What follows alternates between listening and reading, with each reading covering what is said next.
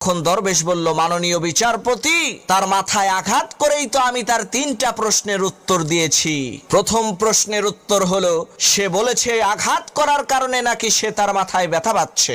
এদিকে আমরা তার মাথার ক্ষত দেখতে পাচ্ছি, কিন্তু তার ব্যথা দেখতে পাচ্ছি না। যেইভাবে ক্ষত দেখা যায়, ব্যথা দেখা যায় না, ঠিক একইভাবে আল্লাহর কুদরত দেখা যায়, আল্লাহকে দেখা যায় না। আর তার 2 নম্বর প্রশ্নের উত্তর হলো, সে বলেছে মানুষ সবকিছু যেহেতু আল্লাহর হুকুমেই করে, তাই মানুষ কোনো অন্যায় করলে তার কোনো দোষ হবে না।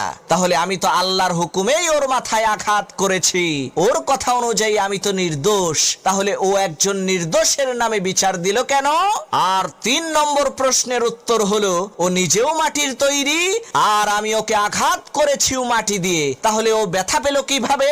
ও যেই রকম ভাবে ব্যথা পেয়েছে, ঠিক একই ভাবে শয়তান আগুনের তৈরি হওয়া সত্ত্বেও জাহান্নামের আগুনে কষ্ট পাবে।